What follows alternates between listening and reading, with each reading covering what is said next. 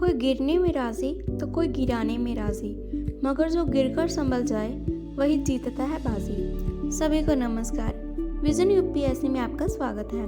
दोस्तों, हमने पिछली वीडियोस में प्री के लिए हिस्ट्री एंड पोल साइंस के इम्पोर्टेंट टॉपिक्स को देखा था। अगर आपने वो वीडियो अभी तक नहीं देखी तो आप इस वीडियो के डिस्क्रिप्शन में जाकर उन वीडियोस को जरूर देखिए। दोस्तों, आज की वीडियो में हम प्री के लिए ज्योग्राफी के इम्पोर्टेंट टॉपिक्स को देखेंगे जिनकी संभावना प्री में आने की होती है। यदि आप इन टॉपिक्स को अच्छी तरह से कर लेते हैं तो निश्चयतः आप प्री के क्वेश्चंस को सॉल्व करने में सक्षम हो जाएंगे। तो दोस्तों, करते हैं स्टार्ट आज का वीडियो। दोस्तों, सबसे पहले मैं ज्योग्राफी को 2 पार्ट्स में डिवाइड करूंगी। फर्स्ट है हमारा भूगोल के मूलभूत सिद्धांत और सेकंड है भारत का भूगोल। सबसे पहले जो भूगोल के मूलभूत सिद्धांत हैं उसके अंडर कौन कौन से इम्पोर्टेंट टॉपिक हैं उसके बारे में बात करेंगे। जो भी हम इसमें पढ़ेंगे वो पूरा जो रिलेटेड है वर्ल्ड जियोग्राफी के है। सबसे पहले इसमें जो टॉपिक है वो है हमारा अर्थ। हमारे अर्थ में जैसे उसकी उत्पत्ति कैसे हुई, इसका इंटीरियर क्या है, जो आंतरिक संरचना किस प्रकार की है, और इस टॉपिक से मोस्ट इम्पोर्टेंट टॉपिक है रेखाएं। जो भी लाइंस हैं हमारे काल्पनिक रेखाएं, जैसे कि कर्क रेखा है, भूमध्य रेखा है, मकर रेखा है, देशांतर रेखा है, अक्षांश रेखाएं हैं, और इनका जो डिग्री है उस पर अब हमें अच्छी तरह से नॉलेज होनी चाहिए। इस प्रकार हमें इन जो रेखाएं हैं उनको अच्छी तरह से कर लेना चाहिए। फिर आता है जलवायु के कारक। हमें पता होना चाहिए कि जलवायु के कारक कौन कौन से हैं, जैसे कि अक्षांश रेखाएं हैं, समुद्र तल से ऊंचाई है, समुद्र से दूरी है, महासागरीय धाराएं हैं। और एक चीज और मैं ऐड करना चाहूँगी कि इसमें जो तापमान के कौन कौन से कारक हैं आप उन्हें भी देख लीजिएगा। फिर आता है भौतिक परिवर्तन करने वाली शक्तियाँ। इसमें हमारे जो भूकंप है, ज्वालामुखी है, महासागर है, महासागर में फिर आ जाता है ताप, आ जाता है लवणता, आ जाती है धाराएं हैं। फिर इसके बाद है ग्रहण और जवाहर। ग्रहण के जैसे सूर्य ग्रहण है, चंद्र ग्रहण है, इस समय जो चंद्रमा, सूर्य एंड जो पृथ्वी की स्थिति क्या होती है। फिर है ज्वार, ज्वार कब उत्पन्न होते हैं, भाटा क्या है। फिर आता है आर्द्रता, आर्द्रता क्या है। फिर आता है संघनन के रूप, फॉर्म्स ऑफ कंडेंसेशन। पहले हमें ये पता होना चाहिए कि कंडेंसेशन होता है। फिर जैसे कि इसके जो फॉर्म्स हैं, जैसे कि ओस है, तुषार है, कोहरा है, किस किस जो स्थिति पर मतलब इनकी उत्पत्ति होती है। फिर आता है वर्षण। वर्षण कहते किसे हैं, इसकी टाइप्स क्या हैं, आपको ये अच्छी तरह से मालूम होना चाहिए। फिर आगे टॉपिक है हमारा पृथ्वी के ताप क्षेत्र। जो भी हमारे अर्थ के हीट जोन है, जैसे कि उष्ण कटिबंधीय है, शीतोष्ण कटिबंधीय है, शीत कटिबंधीय है, और ये किन किन रेखाओं के बीच पाए जाते हैं, और जो इनका दूरी क्या है, डिग्री जो भी रेखाओं से, इस रेखा से लेकर इस रेखा तक है, ये आपको पता होना चाहिए। फिर आता है हमारा जलवायु के प्रकार। कि जब हम दोस्तों जलवायु को कर लेते हैं तो हम किसी भी क्षेत्र की जो वनस्पति के बारे में, जानवरों के बारे में, वनों के बारे में हमारी जो आइडिया वो लग जाता है। जैसे कि जलवायु के प्रकार में आता है विषुवत रेखीय जलवायु है। जो भी विषुवत रेखा के बीच देश हैं उनमें जो विषुवत रेखीय जलवायु पाई जाती है। फिर आता है मानसूनी जलवायु, इसकी टाइमलाइन क्या होती है। फिर आती है हमारा भूमध्य सागरीय जलवायु। इसके बाद है टैगर सदृशीय जलवायु। फिर आता है समुद्र रेखीय जलवायु। इस प्रकार जो ये जलवायु की एग्जाम्पल थी, और हमें जलवायु के कंडीशन के बारे में भी पता होना चाहिए कि ये कौन सी कंडीशन होगी कि तब यहाँ पर जैसे जो भी जलवायु पाई जाएगी। फिर आता है हमारा वायुमंडल। जो वायुमंडल किससे कहते हैं, इसकी डेफिनेशन क्या है। जैसे कि वायुमंडल में परतें अलग अलग पाई जाती हैं। एग्जाम्पल के तौर पर जैसे क्षोभ मंडल है, समताप मंडल है, मध्य मंडल है, बाह्य मंडल है, बहिमंडल है। जो भी इनमें क्रियाएं हैं, इनकी दूरी कहाँ तक है, इस प्रकार आपको इनकी जो भी विशेषताएं उसके अच्छी नॉलेज होनी चाहिए। फिर हमारा आता है वायु का दबाव। वायु का दबाव में जो भी हमें पता होना चाहिए कि वायु का दबाव किसे कहते हैं। जैसे कि इसमें आता है हमारा हाई प्रेशर और लो प्रेशर, इसकी दिशा क्या है और इसका कारण क्या है हाई एंड लो प्रेशर का।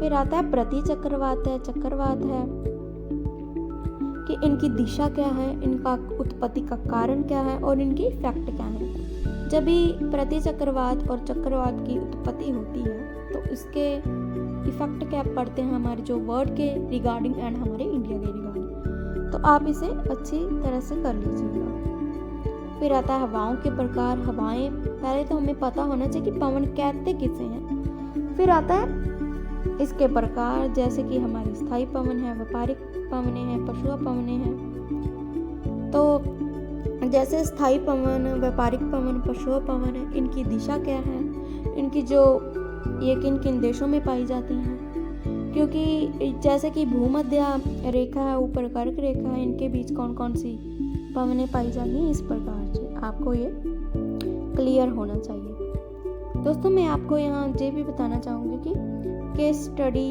जो जियोग्राफी में प्री के क्वेश्चंस हैं वो ज़्यादातर केस स्टडी पर फोकस्ड होते हैं, क्योंकि जो मैंने आपको टॉपिक्स बताए हैं वो पूरी तरह से कंसेप्चुअल हैं। अगर आपको किसी टॉपिक्स का जो कंसेप्ट क्लियर है तो आपके जो कंसेप्चुअल क्वेश्चंस हैं वो बिल्कुल प्रिपेयर हैं। जैसे कि आप यहाँ क्वेश्चन देखेंगे, ये फसल उपोषण प्रवृत्ति के है, उसके लिए कठोर पाला हानिकारक है, इसके विकास के लिए कम से कम 210 पाला रहित दिवसों और 50 से 100 सेंटीमीटर वर्षा की आवश्यकता पड़ती है। हल्की सुख अपवाहित मृदा जिसमें नमी धारण करने की क्षमता है, इसकी खेती के लिए आदर्श रूप से अनुकूल है। ये फसल निम्नलिखित में से कौन सी है?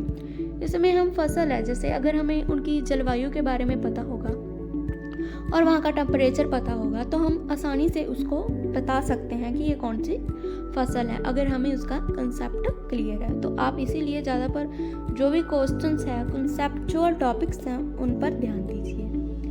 फिर आता है हमारा भारत का भूगोल। अब देखते हैं कि भारत के भूगोल में कौन कौन से इम्पोर्टेंट टॉपिक हैं। फर्स्ट है भारत का सामान्य परिचय, जनरल इंट्रोडक्शन ऑफ इंडिया। क्योंकि हम एक भारत के नागरिक हैं, इसीलिए हमें जो भारत का पूरा जो इसका परिचय है वो तो पता ही होना चाहिए। इसमें हमारा लोकेशन आता है, इसकी जो पड़ोसी देश कौन कौन से हैं, जैसे कि हमारे जो देश में से कर्क रेखा गुजरती है तो ये किन किन राज्यों से होकर गुजरती है, और हमारे जो भी जैसे कि राज्य हैं उनकी विशेषताएं क्या हैं, और जिस प्रकार भी हम हमारी ओर से इंट्रोडक्शन हमें पूरी इंडिया की पता होना चाहिए। उसके बाद आता है भारत का भौगोलिक वर्गीकरण।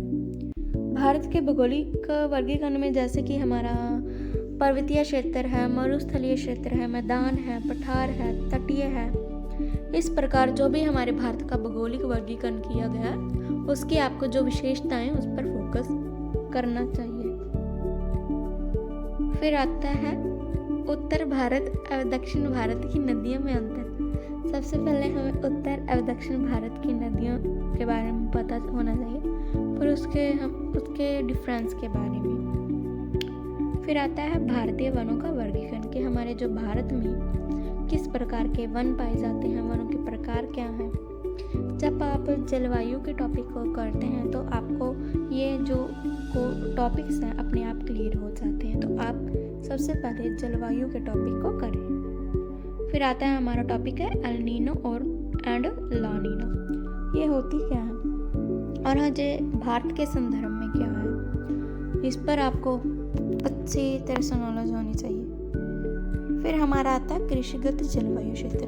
जो भी हमारे भारत में कृषिगत जलवायु क्षेत्र है उनके बारे में नॉलेज होनी चाहिए। जैसे कृषिगत जलवायु क्षेत्र के अंदर आता है हमारा जैसे फल एवं सब्जी का क्षेत्र है, चावल है, चाय और जूट का क्षेत्र है, गेहूं गन्ना का क्षेत्र है और मोटे अनाज का क्षेत्र है। आपको जो ये तो फैक्चुअल एक तरह से टॉपिक्स हैं, तो आपको फैक्चुअल टॉपिक्स के भी बारे में पता होना चाहिए। इसके बाद आता है वर्ड के रिगार्डिंग है महासागर, जो वर्ड में महासागर है उसके बारे में। फिर आता है नदियाँ जो भी हमारे फेमस हैं, जो करंट अफेयर से रिलेटेड है नदियाँ, के बारे में, फिर आता है समुंदर तट क्या है, जो भी हमारे पूरे वर्ल्ड में समुंदर तट हैं वो कौन कौन से हैं, इस प्रकार से आपको पता होना चाहिए। दोस्तों तो आपको मैं एक बात बताना चाहूँगी कि जो भी हमारे जियोग्राफी के रिलेटेड क्वेश्चंस हैं वो सभी करंट अफेयर से